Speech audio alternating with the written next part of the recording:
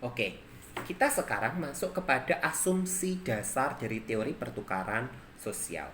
Asumsi dasar teori pertukaran sosial dia ada 6 poin menurut Zamroni. Dia yang pertama adalah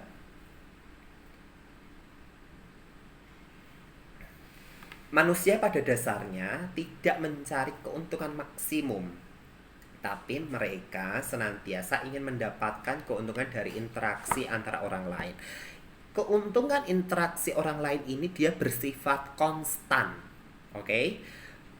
Keuntungan itu akan didapatkan satu sama lain. Misal kalian, kalau aku sama dia, aku akan seneng, aku akan sama dia, aku akan having fun, aku akan sama dia nggak lagi boring, aku akan sama dia bisa moodku jadi jauh lebih baik. Itu yang disebut sebagai bukan keuntungan maksimum, tapi akan ada keuntungan yang didapatkan dari interaksi tersebut secara konstan.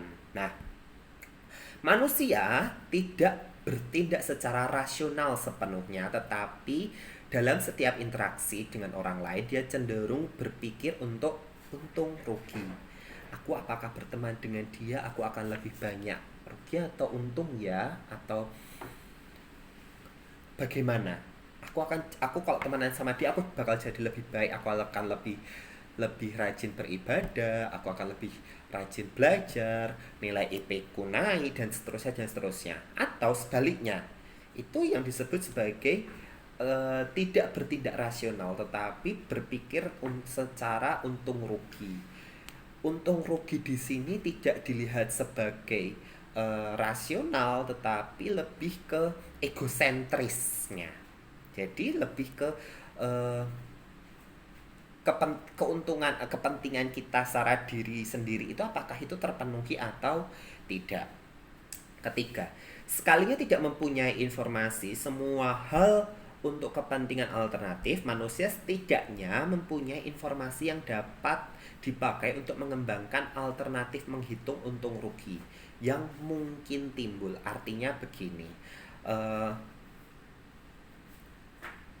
kalian pasti memiliki berbagai macam cara tadi saya sudah katakan untuk misal kalian dalam titik jenuh dalam suatu hubungan, kalian membutuhkan suatu hal yang merefresh untuk mengupdate, untuk meningkatkan eh, minat untuk saling berteman atau menjalin hubungan lagi, lebih akrab lagi. Nah, kemampuan kalian untuk mencari cara-cara alternatif itu yang disebut sebagai eh, adanya kemampuan secara alternatif untuk menghitung untung dan rugi. Nah, manusia kemudian senantiasa bahwa berada dalam keterbatasan namun tetap berkompetisi untuk mendapatkan keuntungan dari setiap transaksi dengan orang lain. Artinya manusia itu nggak akan mau rugi. Itu inti. Itu sifat dasar manusia. Saya sudah pernah katakan di logika bahwa itu sifat dasar manusia. Manusia itu nggak akan mau rugi. Dan oleh karena itu sekecil apapun, sesingkat apapun dia menjalin hubungan, dia pasti menginginkan adanya keuntungan yang akan didapatkan. Yang kelima, manusia selalu berusaha mendapatkan keuntungan dari hasil interaksinya dengan orang lain, tetapi dibatasi oleh sumber daya yang tersedia. Artinya, pasti ketika kalian mencari upaya untuk mendapatkan suatu keuntungan, pasti dia ada keterbatasan dari kita maupun dari dianya, atau dari faktor-faktor di sekitar kalian. Itu yang saya maksud. Nah, yang berikutnya, manusia selalu berusaha mendapatkan hasil dalam wujud material, namun melibatkan dan menghasilkan sesuatu hal yang bersifat imaterial atau perasaan, suka atau sentimen. Eh, ini sering dibeliin makanan sama temennya, pacar, maaf, bukan pacar, eh, gebetan atau crushnya atau siapapun, ketika kalian dibelikan sesuatu hal itu yang dihasilkan bukan bersifat materi tetapi imateri, yaitu baper. Baper atau bucin itu adalah hasil wujud dari imaterial seseorang. Itu yang disebut sebagai hasil wujud material dalam suatu hubungan yang bersifat imaterial. Jadi kalian misalkan aku beliin Pizza Hut, ya em, misalkan kalian punya gebetan, dibeliin Pizza Hut sama gebetan kalian, terus dibawa dianterin ke kalian, dadak surprise gitu, terus kalian pada ujungnya apa? Baper. Nah, kebaperan ini itu yang disebut sebagai perasaan suka, atau sebaliknya sentimen. Kalian dibeliin itu malah marah. Misal, aku nggak suka, aku alergi kayak gini, kok kamu malah beliin, kamu jadi marah. Nah, itulah yang disebut sebagai wujud dari sentimen. Nah, berikutnya ada syarat-syarat yang harus dilakukan atau diterapkan untuk mempraktekkan teori pertukaran sosial. Yang pertama adalah setiap pihak menganggap transaksi yang dilakukan akan menguntungkan. Itu yang pertama. Harus punya nilai yang bisa di-sharingkan dengan partnernya. Yang kedua, masing-masing pihak memiliki materi dan non-materi yang bisa dipertukarkan. Berarti masih lanjutan yang pertama tadi. Dan yang kedua, masing-masing pihak menyerahkan bagiannya pada materi atau non-materi telah diserahkan kepada pihak lain, atau satu pihak percaya bahwa pihak lain menepati janjinya. Eh,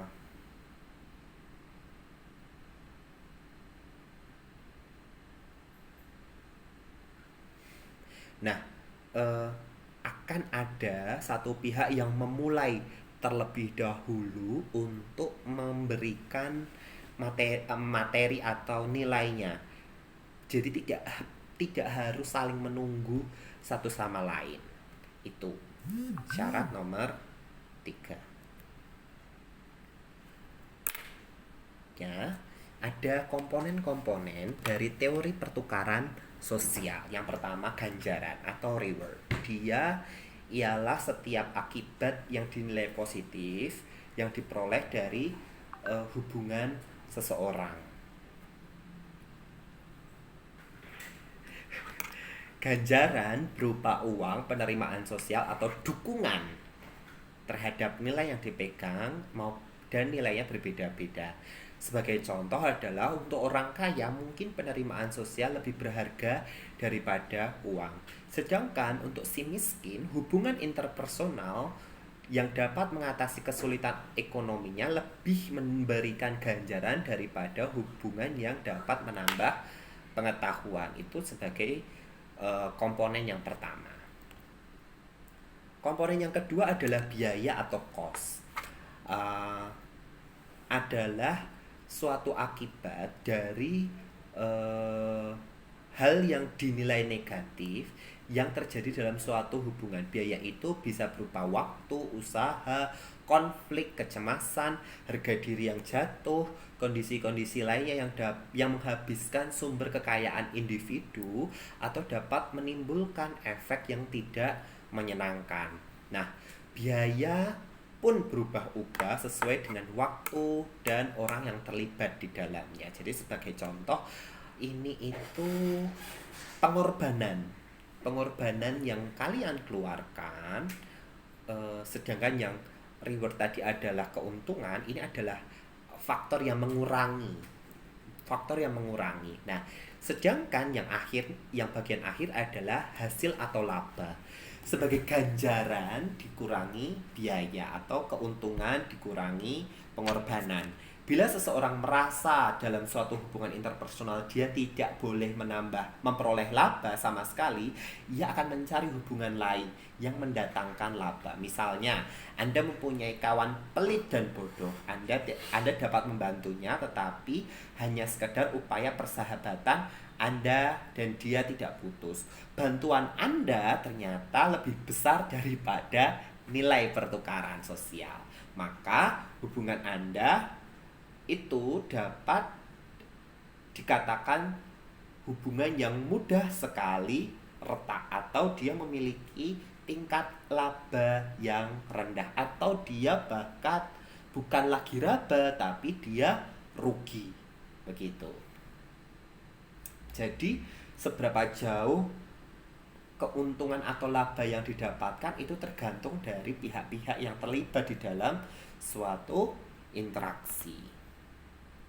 Nah, setelah kita dapat melakukan menghitung rugi atau laba yang didapatkan dari keuntungan dikurangi pengorbanan, maka selanjutnya yang bisa kita ketahui adalah tingkat perbandingan atau comparison level, menunjukkan bahwa ukuran baku atau standar yang dipakai sebagai kriteria dalam menilai suatu hubungan individu pada waktu sekarang. Ukuran baku ini dapat berupa pengalaman individu pada masa lalu atau alternatif hubungan lain yang terbuka baginya. Bila masa lalu seseorang individu mengalami suatu hubungan interpersonal yang memuaskan, pada tingkat perbandingannya turun. Sebagai contoh, bila seorang gadis pernah berhubungan pada kawan pria dalam suatu hubungan yang bahagia, ia akan mengukur ganjaran hubungan interpersonal pada kawan pria lain berdasarkan pengalamannya terdahulu. Jadi istilahnya yang sekarang ini pasti akan dikomparasikan dengan interaksi yang sejenis di masa lalu sesuai dengan contoh ini. Nah, makin bahagia maka makin bahagia ia dibandingkan masa lalunya, makin tinggi dia akan memperpanjang suatu hubungan di masa sekarang dan yang akan datang. Nah, pada tingkat keperbandingan ini dia menunjukkan ukuran baku yang disebut sebagai kriteria untuk menilai hubungan di waktu sekarang. Ukuran baku ini dapat berupa pengalaman individu di masa lalu. Dia mencari alternatif hubungan lain yang terbuka. Bila masa lalu hubungan individu mengalami hubungan interpersonal yang memuaskan, maka tingkat perbandingannya akan turun. Nah, saya lanjutkan lagi. Ada yang disebut sebagai CLALT atau Comparison Level of Alternative. Saya tadi sudah dijelaskan sebelumnya. Dia berkaitan pada isu kepuasan atau atraksi. Seorang perempuan bisa bahagia di dalam pekerjaannya sekalipun, tetapi dia belum tentu menuju suatu posisi yang baru, yang lebih tinggi, upahnya, kondisi kerjanya lebih baik dan lebih menarik. Jadi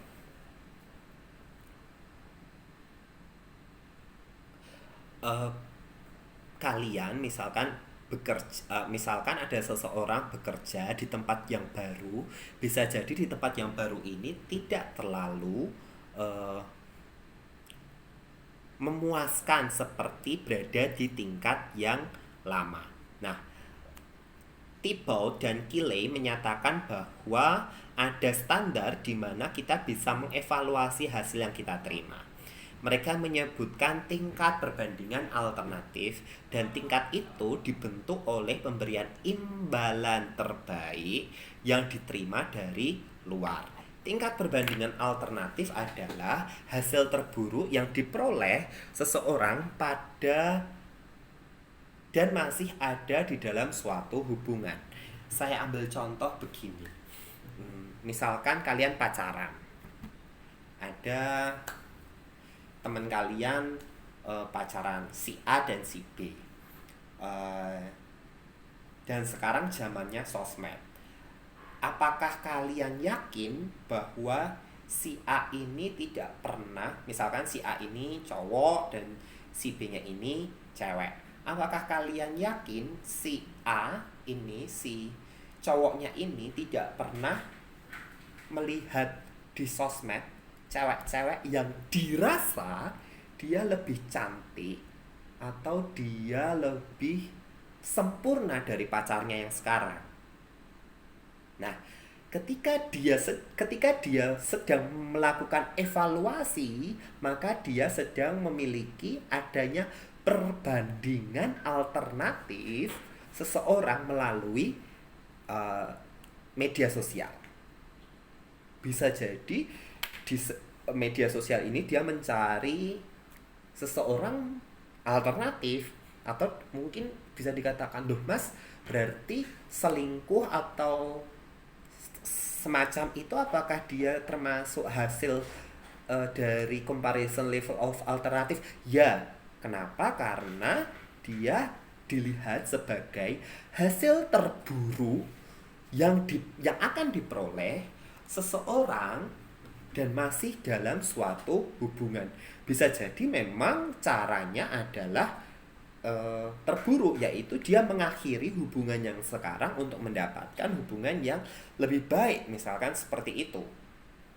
Nah, apakah apakah setiap orang ini, apakah comparison level of alternatif ini dia bisa eh, selalu negatif? Tidak.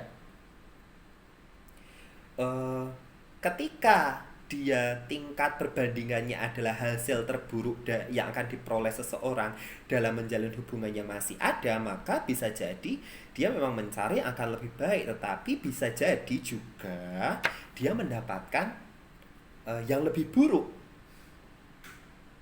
Itu terjadi karena apa? Karena proses keuntungan dan pengorbanannya pun dia tidak secara kalkulasi, tidak tidak sempurna, saya katakan. Jadi saya ambil contoh begini: jika seseorang menjalin hubungan si A dan si B, terus si A ini cari alternatif pasangan yang lain di di poin C, maaf, di poin C, maka bisa jadi dia akan